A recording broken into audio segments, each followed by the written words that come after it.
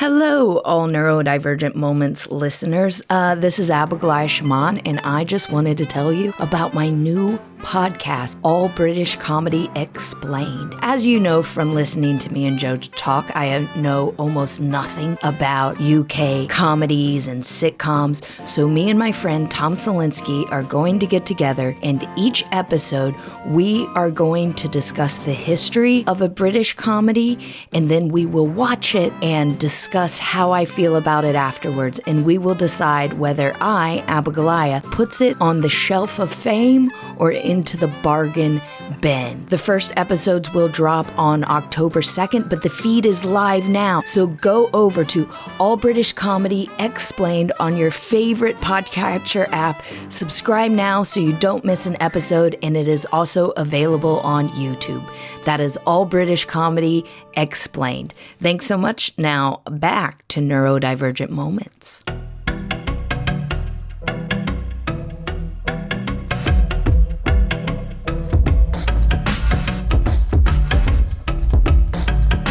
Hello, Joe. How are you this week? I'm good. That was so slick the way you covered up that we've recorded a couple back to back. Shh. For the listeners, it's 2 weeks up previous. Anything could have happened in those 2 weeks. Yeah. Fun fact, that illness that I mentioned 2 weeks ago, it's happening now. It's happening. Still there. Still happening. Still happening. Still real. Yeah, but hey, before we get to our lovely record for Ellen Jones, is someone on tour this fall, Joe? Yes, I am.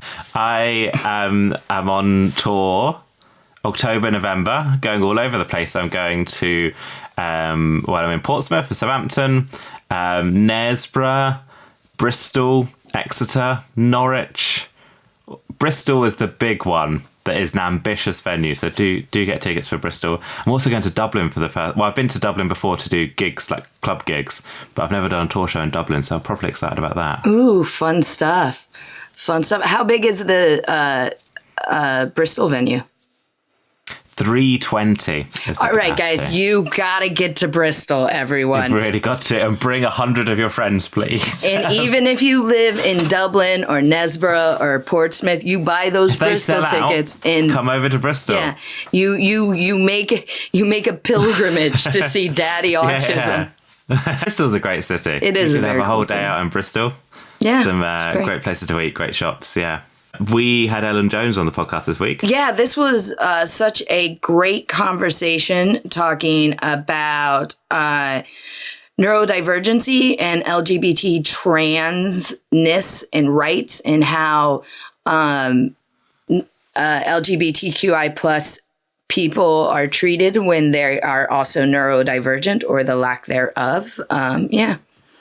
There's such a big overlap, isn't there? I think this is going to appeal to lots of our listeners. Yeah, I think as I didn't talk about it during the pod, but as the queer one of the two of us, queer identifying one as the two of us, I'm going to go ahead and say that given the fact that 50% of our hosts are queer identifying, that 50% of our listeners are also queer identifying. I'm calling it now. I think that I think if anything, it's more than that. Yeah, definitely. I think, and I certainly think I've never really talked about this, but I describe myself as basically straight, but I was going to like gay bars when I was from when I was like an adult. Just because they seem like much safer spaces for autistic people. And like when I look back now, I was like, I just found like a lot of, mainstream society not very welcoming, but those spaces were always very like, this is where I sort of, even though I wasn't, they weren't specifically for me. They were spaces where I felt like I fitted in. Yeah, that's beautiful. I like that you describe yourself as basically straight, like you hit the bare minimum. Yeah. Incredibly autistic, basically straight. I think that's your next tour show right there. Yes. Yeah. For all intents and purposes, that's what I'm saying. Shall we go ahead and get into the interview? Yes, let's do it.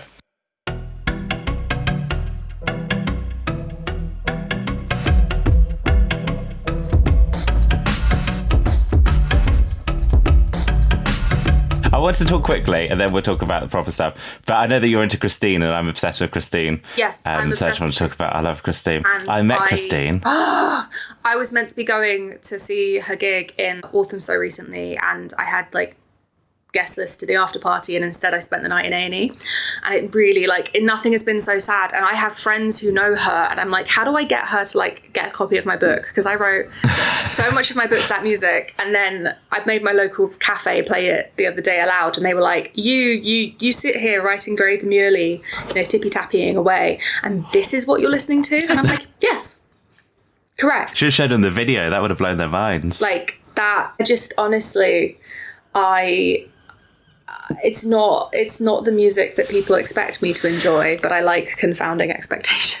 Have you heard Christine Abigoilah? Of course not. I mean, she's I guess like a scary drag queen. Is that? Yeah, she describes herself as a drag terrorist. She's a drag act created by the Rice the Pool Soliol, and she's basically from she describes her as being a drag terrorist from the swamp. And her main song that I think a lot of people probably know is called "Fix My Dick," and it is just incredible. And she's very political and very out there, and it's very much you either hate it and are baffled by it, or it's the best thing you've ever heard. It's very Marmite, but I think all of her music has a very good beat to it, and it's very good for focus. Ooh, it is brilliant. Yeah. Before I even listen, maybe I'll just put her on as I'm trying to, and failing, train for a half marathon. Maybe I'll just put her on for my long runs and just go for it. Yeah, it's good half marathon music. You should just be Fix Your Dick as her sprint. There we go. There's a full band version as well. It's fantastic. Do you know, I had the opportunity to see it, and a friend of at least mine, Abigoilah, is James Ross, who runs Quantum Leopard in London. I was living with him one year, and he described it to me as I love James, but he is pretentious, and he described it in such a pretentious way that I thought, oh, that sounds rubbish. And I didn't go and see it, and then a couple of years later, I discovered it through other ways. And I was like, this is brilliant. Can I ask how he described it that was so off-putting? I guess he described some of the politics of it, but in a way that sounded a lot more dry than it actually is. Oh. So I the way he described it to me, I thought that sounds very worthy and interesting, but it didn't appeal to me to go and see. It's funny and scary and exciting, comedic and ridiculous, and it's actually a little bit too it's almost, the comedy side of it is almost too. I don't do. I have an incredibly dry sense of humour, so anything that's very overtly trying to take the piss out of something, I have to leave. I have to leave the room. If slapstick's on, I usually have to leave. I just can't. Too much. Cringe. If it's cringy in any way, I can't do cringe as an emotion. And there's almost elements of it, but it's so good that I don't mind. Sorry, that was our sidetrack. I mean, there's going to be many. The theme is queerness, so we've sort of moved into Ollie, it. Yeah. just real quick, I need you to put a note on the record that if we use this part to either bleep out or take off the part where we say James Ross, because I know Joe's going to regret that later already. Where he goes, he is pretentious, and I love him, but he is pretentious. Well, I don't know. Do you want that on record? He went to Cambridge. Okay, never mind. Leave it in. Leave all of it.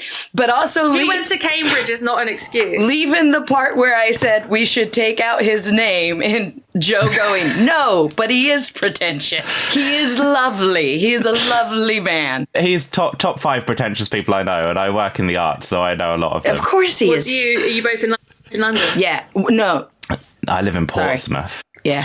But you live where I want to come down to Portsmouth. You know that every radical trans person I know lives in Portsmouth. I didn't know that. No. You've got a massive radical. I know there's an artist called Samo. Is that? Yeah. One of them. That's the only person I know. I'm not. I don't leave the house much here in Portsmouth. It's allowed.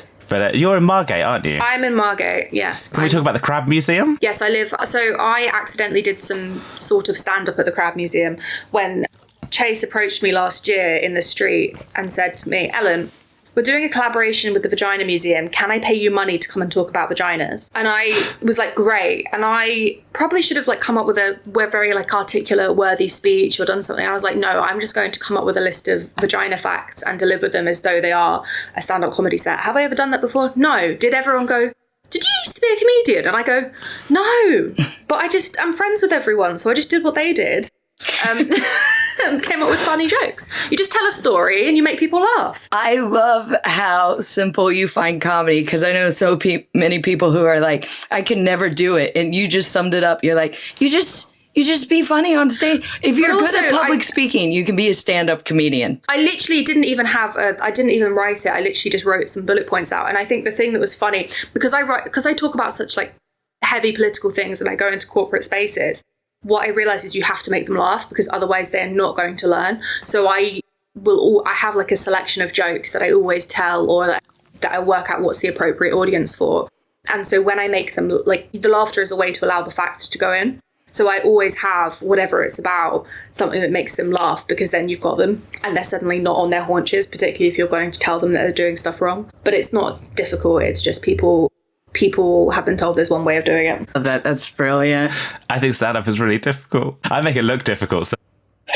I mean, I also just think it's the perfect autistic communication, because it's essentially monologuing about your favourite things and pointing out a perspective that other people, but also other people, the perspective of other people. It's often, pointing out a different way of looking at something, which is 90% of my life, and being a bit weird and a bit, likeable but strange. And that's like 90% of navigating the world as an autistic woman.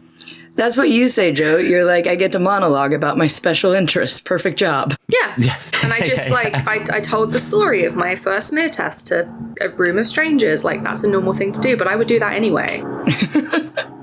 In my defense, they couldn't find my cervix because apparently it was obscure and extremely far right. And the response to that, you're not meant to give the nurses, like the UK government then. Don't laugh with the speculum in, it's a bad idea. Tell me about your book, Outrage. So I wrote a book called Outrage, which is about the state of LGBTQ plus equality and what people can do about it. So I wanted it to be something that you could read, not just to understand the situations that we find ourselves in, but also that it gave you practical things to do, because I think a lot of people feel very disempowered by the magnitude of things and the scale of which things are going wrong at the moment. I always say that I published my book. It's actually 6 months ago today it came out, the day of recording, that I published it, and I wrote the book with the aim of things getting better, and I seem to have failed in that ambition. But I think people really, really are desperate for knowledge and information. They don't want to Google it because they don't have a sense of, am I going to end up on a TERF website? Am I going to be thinking something's right and it's wrong? And so I created a book that, sure, LGBTQ plus people will read, but it's actually more for people outside of that community to understand what are the challenges people are facing, who's doing great work in this area, what I can do practically. I mean, every single chapter, if you've not got the attention span for an entire chapter, you can flick to the last page of the chapter and it'll give you a bullet point list of things you can do. So there's no excuses. I kept hearing from people that they didn't have the information. I've given you the information. That they didn't have case studies. Given you the case studies, that they didn't have things to do. Well, you've got a bullet point list. So there's no excuse. We should all be doing more. And I think a lot of that is my first book. I started writing it 5 years ago and it took a while to write. But in that time, I saw things getting worse and worse and worse. And mostly because of actually not the lack of action on behalf of the community, but because everyone else was just getting complacent, and that complacency is killing us.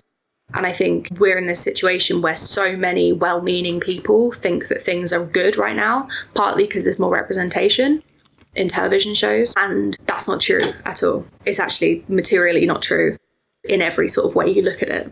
It might be true over the last 50 years that things are better, but over the last decade, we've seen a massive slide back of LGBTQ plus rights. And so I wanted to make sure that people were equipped. And I guess it's kind of similar to why I'm not talking to white people about race, or maybe Aubrey Gordon's book, What We Don't Talk About When We Talk About Fact, where it's about a community and it's about the different elements, but it's not necessarily for that community, which is challenging because people think it's not for them, and it is. I apologise for my baby screaming in the background. That's allowed. Very homophobic. That's what it is. Won't they teach I mean, it's so funny. People think that I am. It's so funny. I still, I tell people things that happen in my day-to-day life as a queer woman just navigating the streets, and there are people who, like, when I was on dates as a teenager, would move their children's prams out of the way and, like, tell us not to hold hands in front of the children when I was 15. And it's, like, baffling. So babies being homophobic is honestly old news to me. we'll raise her right. We'll raise a formal she's complaint. Just screaming about something else, yeah. Yeah, I guess there's been an element of, like, I think probably people of my generation thought certain things were one and wouldn't go back. Yeah. And honestly, I think that's why. Yeah. I think the complacency... I think the first chapter of my book, I talk about marriage equality and the way that marriage equality essentially, in some ways, created the foundation for this rollback, because it really, really enraged the Christian right that they'd lost this thing that they thought was sort of sacred. But also, we have this collective amnesia about how bad the press was prior to marriage equality coming in. When I was at school, which is when it came in, we would analyse in like PSHE class headlines about would it allow paedophilia and bestiality and all these things. And like that's 6 months later after marriage equality comes in, the anti-trans stuff fills that gap. It created a vacuum in the press and a combination of the right wing being very annoyed that this big win had happened for queer people, in addition to this space being created, led to the situation we find ourselves in. There you go. Welcome to our comedy podcast. It's going to be a bit To be fair, I always joke, I'm sort of named after Ellen DeGeneres, so I always joke my life there's been a gay joke from the start. You were named after Ellen DeGeneres. Hilariously, my favourite thing that I get to tell people is I found out lesbians existed from the Vicar of Dibley. Okay, first of all, what a sentence, because I don't know what Dibley is, and Vicar's just a great word. Go on. Oh, you're Vicar of Abigoilah's not fun. Dibley. You don't know Vicar of Dibley. What is- Occasionally, Okay. things will come out of Abigoilah, and I'm like, I cannot believe that you don't know what the Vicar of Dibley is. Dibley, go and improve your comedic education. Okay. The Vicar of Dibley is a television show that was on before I was born, I think, in the 90s, which I think it's late 90s, early 90s. Oh God, now you're making me feel old as well. In which Dawn French plays a female vicar in a... go away, weird spam. In which Dawn French plays a female woman vicar who moves to this tiny English parish, and it's one of the best comedies ever made. And in one of the episodes... Rachel Hunter, Alice and the vicar are joking, Alice who's a verger, are joking about what they would do if all the men had died because football turned out to be poisonous and who they'd get with. And Alice plumps for the Queen and the vicar says Rachel Hunter, who's sort of a model page 3 girl vibe. And then later in the episode she turns up and ends up in her underwear in the vicarage, and then the entire village thinks that the vicar is gay. And that's how I discovered lesbians existed, which is not the pathway that most people... But I write in the book that is one of actually fundamentally a really good way, because that episode basically says, you know, there would be nothing wrong if I was a gay vicar. They understand what it's like to be ostracised and isolated. And actually, it was a really good example of how you can do comedy without punching down on a community. The joke was not the Vicar lesbians. of Dibley was very quietly sort of forward-thinking, wasn't it? Even though it was very... it very much was about... women vicars were not allowed at that time, and it was really kind of controversial, especially in small conservative parishes. And I think it was a really good example, because I think there's an idea sometimes that the queer community can't take a joke, and we are hilarious. We just don't tolerate jokes that are at the expense of our community. And I think that's the difference. And I think it was such a good example of, even then when rights were not as progressive as they are now, you can make jokes about things, but the joke was on the villagers. It wasn't on the expense of the community. And I think that's something that queer people are hilarious. Our lives are ridiculous. Like, there's so much comedic potential, but not if you're a bigot. There you go. That's my... I'm still taking it that Abigoilah's never seen Vicar of Dibley. This is like when I found out he never listened to Pulp. Yeah, no. Why would you listen to Pulp, though? That's just called having taste. We won't go down that route. I was just going to say, I'll add the Vicar of Dibley to my British comedy education. I just honestly, my friend made me an illustration for the day my book came out, handmade me a thing, and there's a pin badge on the illustration that says, "A babe with a bob cut and a magnificent bosom," which is a phrase from the opening episode that I quote on a daily basis. And I just think I can't think of much when I was younger that was really positive about, you know, a fat woman in a small conservative village being really radical and believing in compassion. Is that why... And also...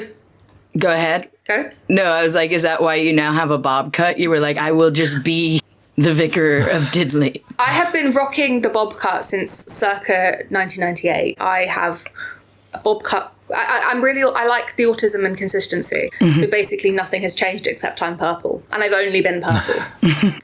So what was your sort of journey towards sort of autistic discovery and diagnosis, or you know, discovering autisticness? So I have a slightly strange story in the sense of most people who were diagnosed as adults, I know, seek a diagnosis. They think they're autistic. They think, I should go and get this looked into.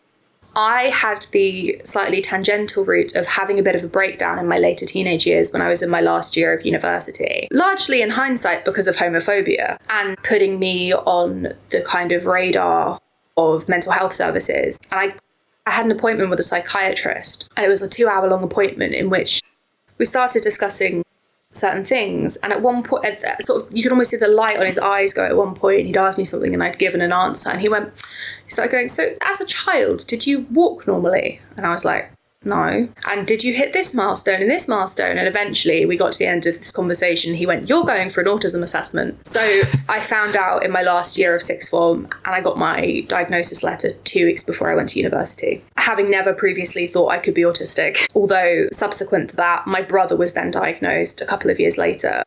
And I actually think, interestingly, he had the harder time of it, being a boy and getting a later diagnosis. Whereas for me, it was expected that I would have been missed. Whereas for him, it was, well, you would have been picked up as a toddler.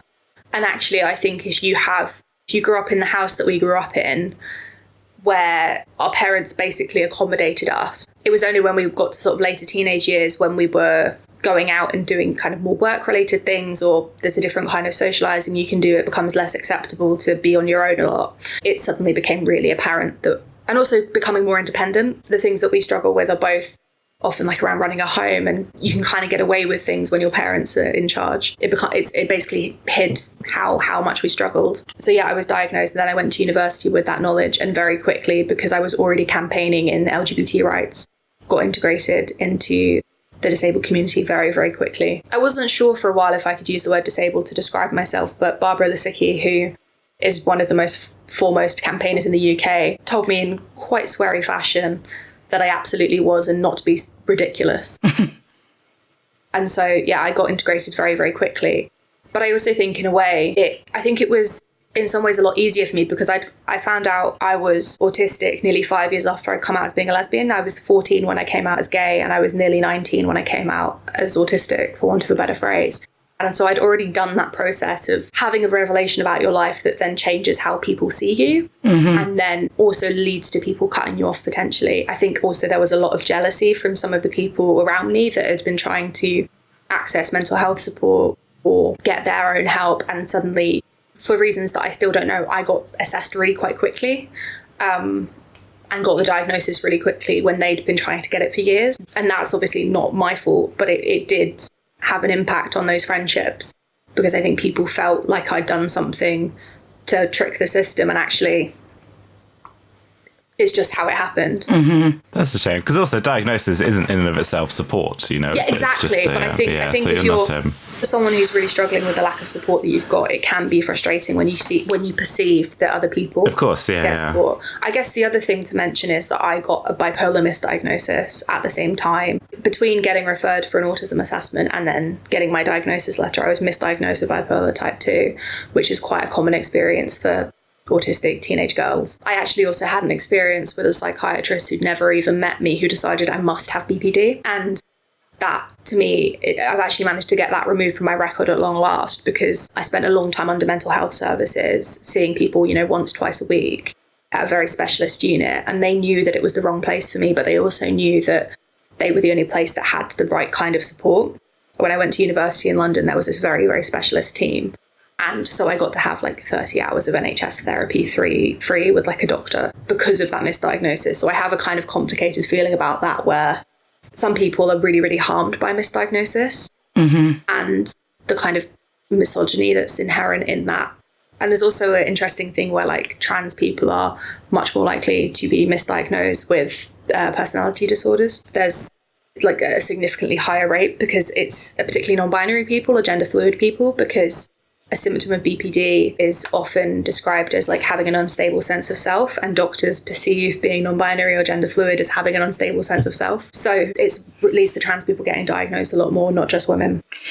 Yeah, you mentioned before we started recording that a lot of trans people often have trouble getting assessed for autism. I'm guessing because they're trans? It's sort of more the other way around. I mean, it's both ways, I guess. So there's a number of trans people who struggle to get assessed properly because they're just not equipped for any aspect of providing medical care or care to trans people, full stop. And then there are also a lot of misconceptions. It also can, your experience of your life is informed by the experience you have as the gender you are perceived to be. And so I have a number of friends who are now trans guys, but grew up predominantly as women, and so their experience is different, not because being autistic is different inherently in men and women, but the way that we treat men and women is different. And doctors just aren't really equipped to have that level of knowledge and understanding.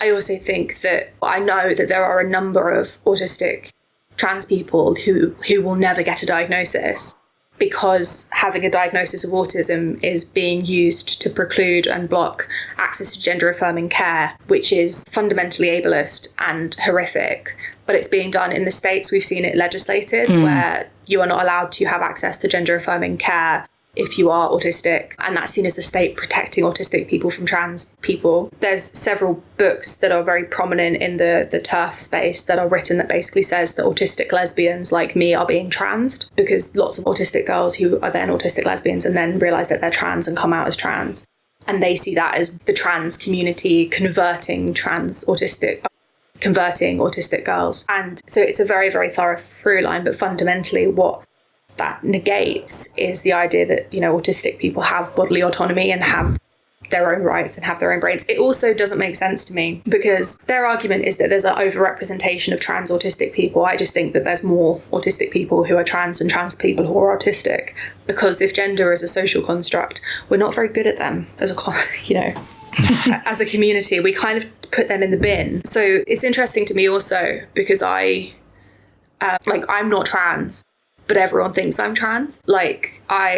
Both my hate comments and some of my dearest friends who are prominent trans, like some of the most prominent trans organisers in the UK, had known me for a year or two before they worked out that I'm actually just a very enthusiastic cis lesbian. But the reason is that I'm so apathetic about gender, but in the same way that I'm apathetic about like every other social norm that exists. It's like I understand it's a thing. But how are you? But it's like it doesn't relate to me. And there are some autistic people who feel like that and would consider their experience to be one of being trans. I think that's what's kind of cool about being queer and being trans, is that in the same way as being neurodivergent, is that I could have exactly the same experience as another person and we might use completely different language to articulate that. And the language is always a means to an end. It's never, you know, if I tell you I'm autistic, that tells you a tiny bit of what is actually my experience of the world. And it's interesting coming with lots of different labels, because people say, won't you pick one or won't you choose something? And actually for me, I think neurodivergence and queerness, to be neurodivergent and to be queer is to have two labels that are actually political categorizations. And that's a really interesting thing, that have political origins. And, you know, if society, I mean, there's an argument around this, but if society was embracing of different types of brains and different ways of living and different experiences and didn't have these dominant norms, whether that's like being straight or whether that's ways of thinking, processing the world, would my labels become redundant? Is always something I think about. But to me, they're both political categorizations,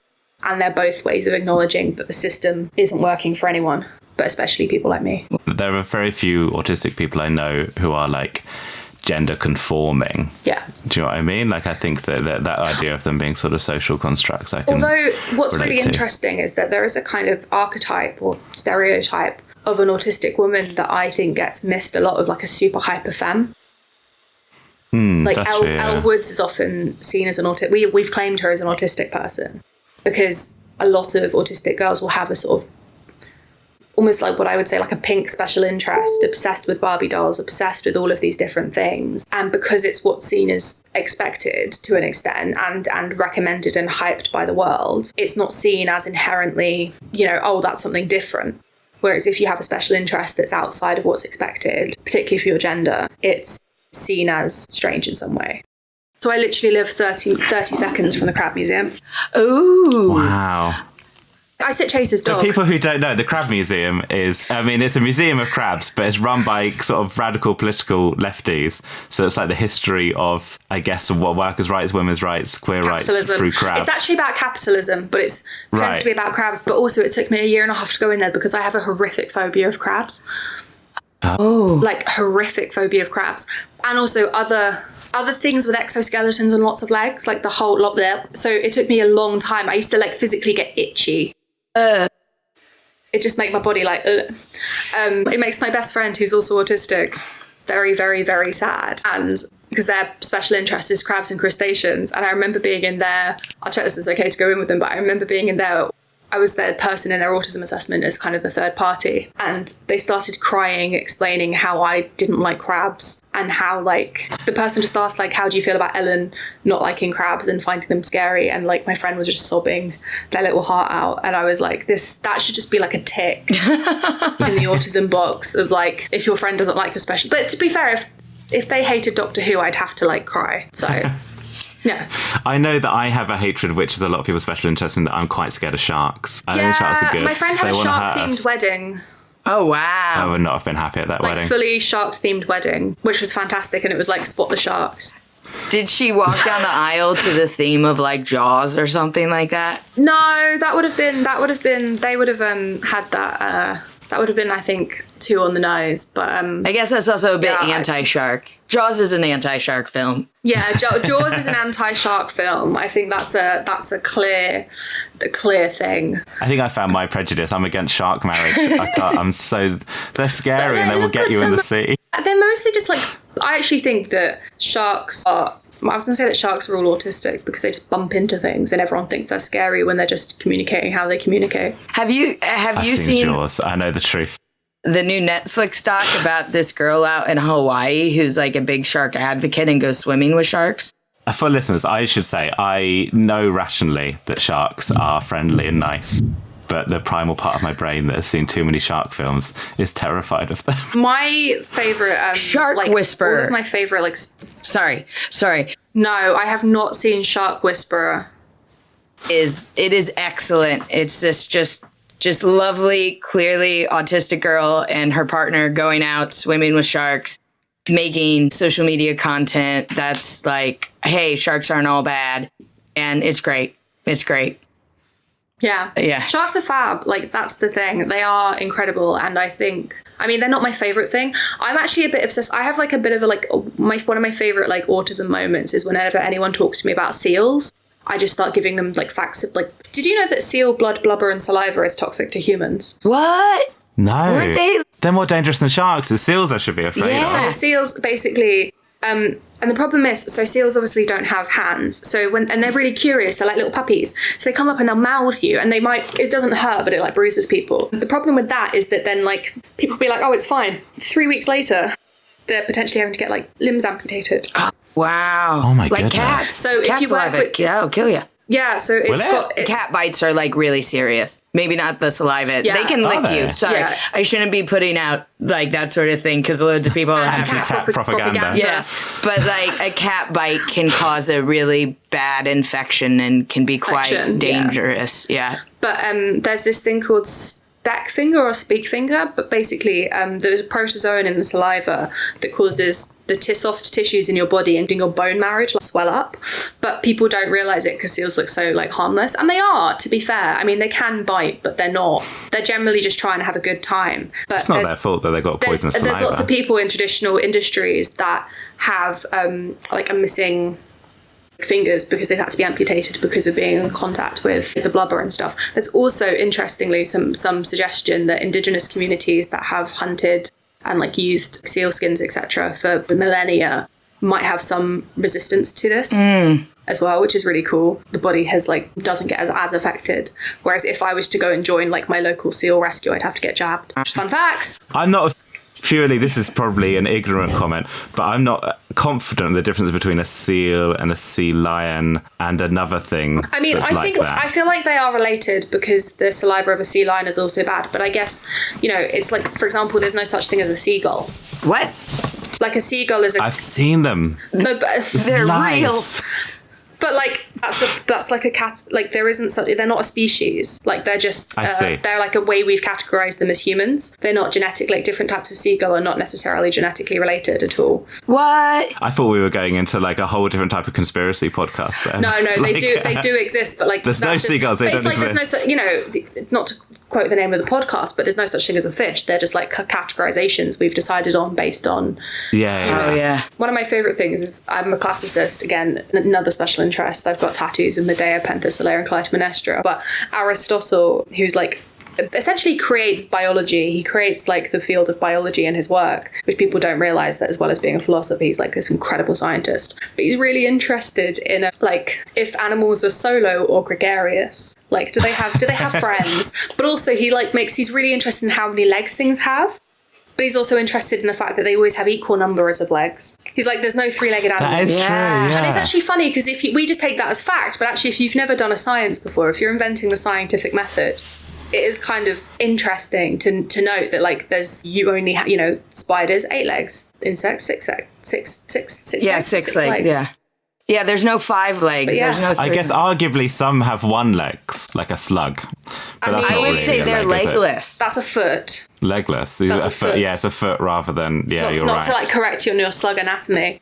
But No, you're right. But to I'm do very exactly open about my that. slug ignorance. Real quick. yeah, exactly that. Real quick, before we wrap up, Ellen, your book, Outrage, Why the Fight for LGBTQ plus Equality is Not Yet Won and What We Can Do About It. Now, you mentioned at the end of each chapter, you give some bullet points on how people can make a difference. And obviously, I don't want you to give the whole book away.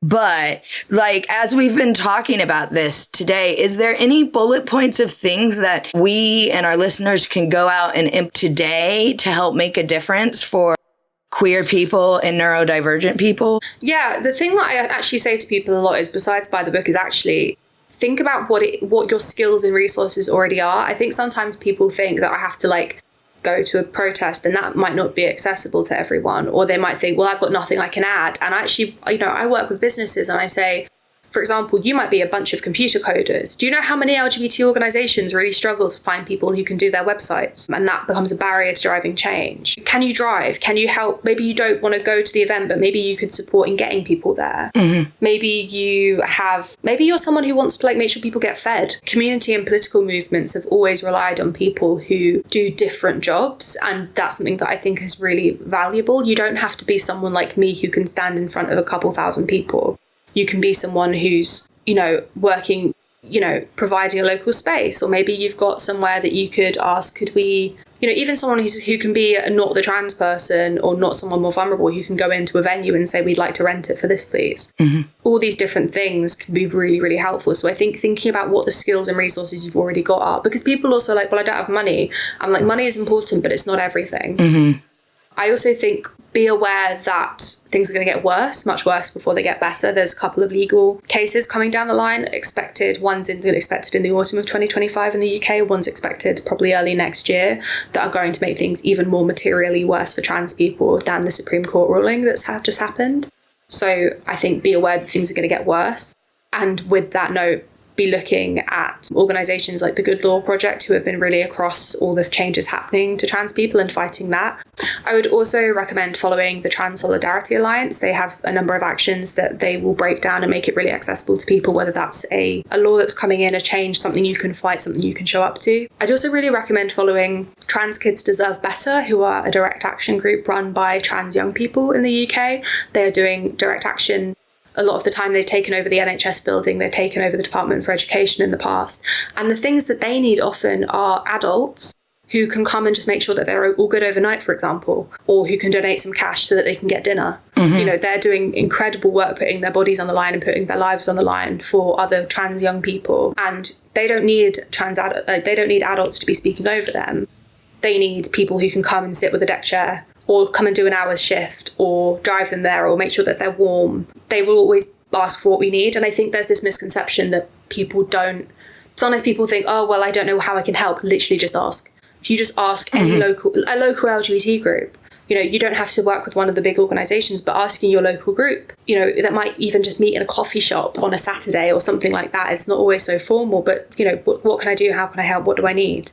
And the answers will surprise you. It could be, we need some craft supplies.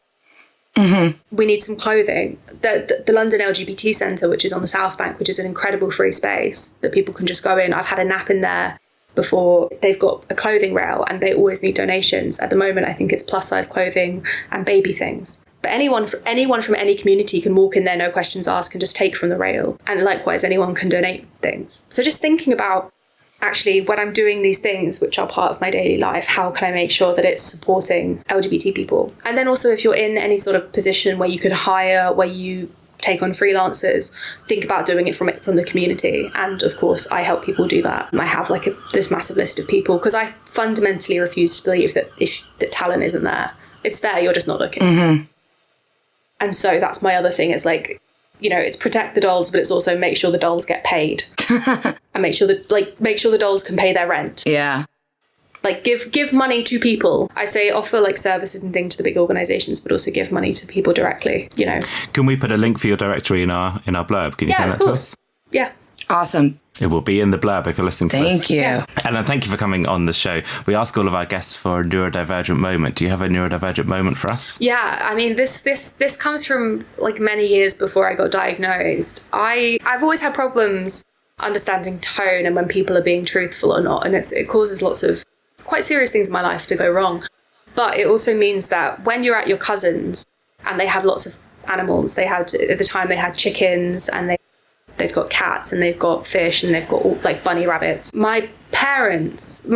around there for dinner and we were having a barbecue, and they started telling me that they, as well as the chickens, I was talking about how great it was that they had chickens, and I started talking about micro pigs, which were having a moment at the time. And they decided to tell me that my aunt, I think, decided to tell me that they're going to get a type of micro cow called a French micro cow called a mini vache, and that it's a way that like people can have like farm, like, you know, a small cow in your, like a Shetland pony, but a cow in your garden, and that would be a way that you could drink your milk. And you know, it was a really great scientific breakthrough. So didn't think any more of it. And then probably about 2-3 months later, I'm driving with my mum's driving the car and my grandmother's in the front, and we're talking about stuff, and we're discussing animals and, you know, how are my cousins, and I just go, yeah, they're gonna get this like mini cow called a mini vache, that's a French thing, and it had been a joke the entire time, and my mother almost crashed the car. And it's been haunting me.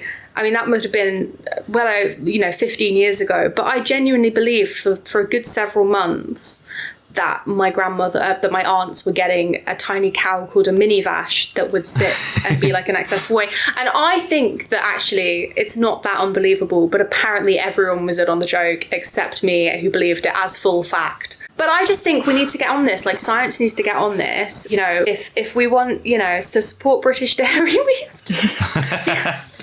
Obviously, the hilarious part is that I've been vegan for 7 years. Well, I was vegan for 7 years. But I genuinely believed it, and I think that's like such an encapsulation of like what my life is like as an autistic person. Like, I believe things as I'm told, which is, if I'm said it with good intent, which is kind of funny because you can play, like, if you look up the word gullible in a dictionary, you just see a picture of my face. That's great. But yeah, that's my favourite. I want the mini vache to be Me real. too. But it's really funny because now, you know, my mum will just send me videos on Instagram of like Highland cows being cute with the caption mini vache, or like, you know, any time a cow has been mentioned in the last 15 years of my life. I mean, there's so many. The other highlights from my youth that get recounted is that I once had a 6-hour meltdown where I'd stopped breathing because my toast was cut into triangles and not into rectangles, and I found this so distressing that literally we had to go home the next day from the holiday.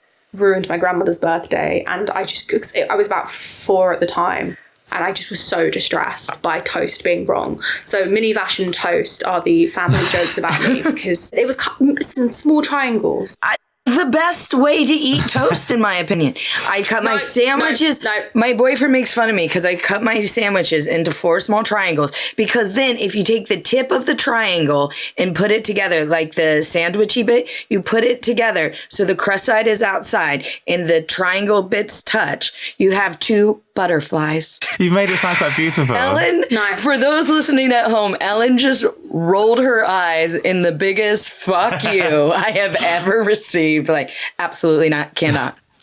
No, that's I would just go factually incorrect. halves in triangles, quarters in squares would be my view. I don't know how you feel about that. That's half more acceptable. I just think that I think all sandwiches should be quadrilaterals. Well, I will remember that should I ever have you over for tiny sandwiches. Excellent. I'll make sure I cut them in a way that suits your needs. Hey, Ellen, thank you so much for coming on. Tell us, where do people find the book? You. Where do we find you on social media? What have you got coming up? What is happening in the Ellen Jones world? Yeah, so you can find me on social media at Ellen__Jones everywhere. And that's probably the best place to find me. I'm massive, like I live on Instagram practically. My directory for queer talent is under my agency, which is called Pansy Studios. So get in touch there if you need like someone to do things.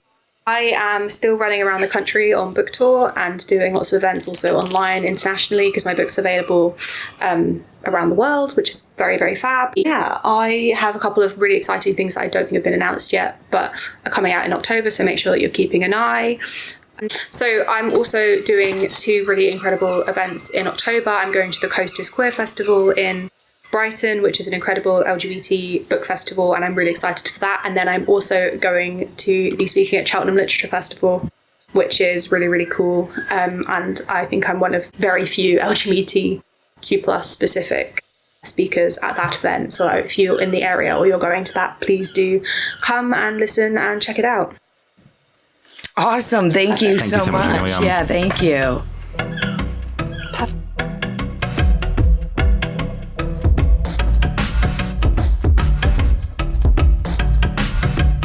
That was Ellen Jones, everybody.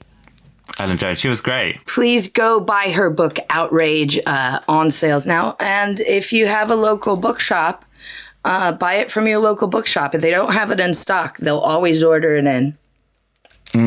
Yeah, always go to the locals. I've taken, as we've discussed, I've started reading books again.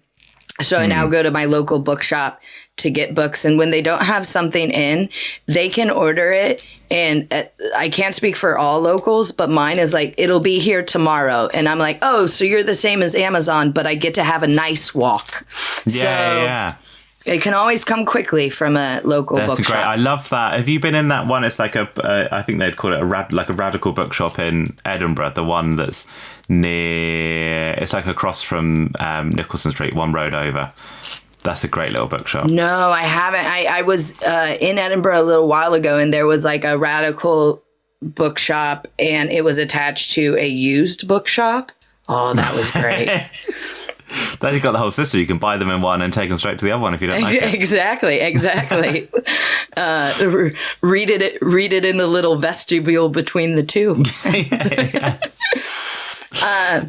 Shall we do you have a neurodivergent moment? Yeah, why don't you go first on this one? Okay, mine has been, I went to a big party of all our NCT friends, and they're all really lovely. I've realised, because the thing that men will have where they can talk about football. I think football's like a real thing where men can just connect on football. Mm-hmm. But I don't have that because I think football is sort of pointless. Mm-hmm. So it's always been music for me because I like all music, so I can connect people on music. And realising, showing up to this thing, that on the way there, that I'm thinking, okay, I've got in my head, I'm doing a list of what music each of everyone there is going to like and what I could talk to them about. I've done my research for this. I realise I've got to pace out the music conversations because I can't just go around to each person individually and be like, you like Bob Dylan, you like heavy metal. Wait, do you know what they like beforehand? Or are you like Ellen in the very last of this where she was like, yeah, I can tell you're an Aries? Or do you just look at someone and go, Bob Dylan fan? Well, you can tell a metaler, can't you? Yeah, that one's kind of obvious. The patches. So there's a metaler couple. They're not full metaler, but you can tell. And the others I've sort of figured out, from conversations with them. So once I know what music you like, I can be a real conversationalist, and you'll get some good recommendations. I love the idea of walking up to someone and being like, so you're into Britpop? And they're like, not really. And you're like, no, but this is the conversation I've rehearsed. So let's talk about Blur. Do you have one? Yeah. So my neurodivergent moment is a while ago, one of my Lego statues, my Statue of Liberty, fell off of my shelf and broke. What a bold metaphor for current events. Oh, yeah. And it gets better than that. I've literally thought about this, and I was like, this is what it's going to be like to put back America after Trump's second term. Like, this is the analogy. It took me a couple of months to sit down and do it again. And when I pulled it out to reassemble it, I was like, oh, it'll take me like a couple hours. And it took me 2 days. And Tom was like, why did you think it'd take you a couple hours? It took you like 3 days to put it together. And I was like, I don't know, because I did it once before. And he was like, this is your problem with time management. You budget in so much time because you think everything will take 2 hours, and you forget that putting together a Lego of the Statue of Liberty takes 3 days. It took... Yeah, that's what Trump's America is doing. That's such an ADHD trait, isn't it? But Danica was so optimistic about time. I think it's a beautiful thing. Oh, yeah. Why wouldn't it? Yeah, it'll take me a couple hours. I was trying to deep clean the office. Guess what? The office is, I've dusted one shelf and put together a Lego of a Statue of Liberty. That's what's happened. Oh, so you knocked it whilst dusting? I knocked it a while ago, rearranging my notebooks. But yeah, I mean, it freaking, oh God, it broke my heart. I broke that in part of my Harry Potter castle, but I didn't put the part of my Harry Potter castle back together because J.K. Rowling is a wrong'un. For political reasons. Yeah, I don't need that much of the Harry Potter castle. Now, have I dismantled all of my Harry Potter castle? No. But I will not put it together once it's like a Harry Potter ruin now, is it? Yeah, it's a ruins. Harry Potter ruins. It's so sad when you know my wife Danica knocked over her this is you know Alistair Green, the comedian. We've got an Alistair Green mug. She's a big fan. I bought her an Alistair Green mug, and she broke it the other day and was devastated. Oh, and that, I mean, you could glue it together, but wasn't glueable. Yeah, that's gone. That's gone. So there's a part of, because that happens more when you're a kid, doesn't it? You sort of drop things and your toys break, and but as an adult, it just brings back that childhood feeling of my toy is broken. Yeah. In my case, it was my toy is broken because it was actually Lego. Yeah. Joe, do you have any listener neurodivergent moments? I do. I've got this lovely one. You all like this. This is about dancing. It took me 25 years to understand why I could never work out how to point my feet in dance classes as a child. When you're little, they teach you good toes, naughty toes, to learn the difference between a pointed foot and a flexed foot. But I was just always getting it wrong, and they hit a point where we just moved my foot with hands instead. Many years plus one diagnosis later, I realised that I've been bending and flexing my toes, not my whole foot, because it was good toes, naughty toes, not good feet, naughty feet. I still can't point my foot, but at least I know to use my whole foot now. Isn't that lovely? Aww. Follow the instructions perfectly. Yeah, I like that. My teacher didn't have good toes, naughty toes. It was just being yelled at to point our feet. So I knew right away. Maybe that's what that person needed. They needed angry leg yelling. Yeah. We do not endorse angry yelling at autistic children. Yeah. Just a small woman from the Midwest being like, point your toes or feet. Point your feet. You talk so compassionately about your dance teacher, but then every story about her sounds scary. This is the thing about my teacher, Barbara Rethlick, whose name may change for the book because... For legal purposes. For legal purposes, I'm not allowed to say her name, although I think she'd love it. She was an amazing teacher and incredibly compassionate and an absolute sweetheart. But like I say, she worked with young as 3 up to 18-year-olds. There would be sometimes 20 girls in a class, all nannering around. She just shouted a lot, but she was great. You got to rule with an iron fist, yeah. Yeah, ruled with an iron yet compassionate fist, Barbara Rethlick. Absolute. Do you have a neurodivergent moment? Yes, I do. This person asked for their name not to be shared, so we will call her. Oh, that means it's going to be juicy. Emma. I finally got diagnosed last week, and I'm autistic at 57. Congratulations, Emma. Congratulations, Emma. I finally feel at peace and understanding. Anyway, my moment. When I was queuing for my dinner, lunch for the Southerners at school, I was around 14, so adolescence was in full swing. Arg. I had a full head of ginger hair and was a target for a lot of negative attention when I wanted to blend in, and dyeing my hair was not an option known for me at the time. I digress. This boy in the queue directly behind me, out of the blue, said, "Get your bush out of my face." Quick as a flash, I turned and said with my heart racing, "Get your face out of my bush." He immediately laughed and congratulated me on being funny. It never occurred to me that I had dropped a double entendre. We exchanged names and went on to smile and say hi every time we met in the corridors and stairwells. It really brightened my day when it happened, as I hated school and was very definitely not in the quote-unquote in crowd. That was what a lovely ending. Yeah, that was as near as I got to a date for a long time. Oh, I should have stopped reading. That part's sad.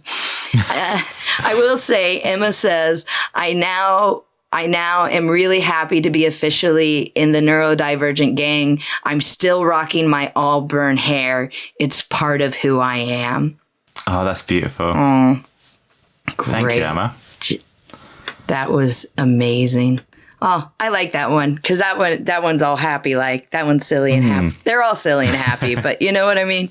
It's beautiful. Guys, thank you so much for listening. As always, if you want to support the podcast, you can sign up for our Patreon, where we'll be releasing extended cuts of these episodes, so a slightly longer version of the stuff we cut out. You can sign up there. And also, if you have the time, go to your listening app and rate and review the podcast. It helps other people find it, and we'd really appreciate that. If we could get into the charts, that would be great. Yeah. So guys, thank you so much. Thank you.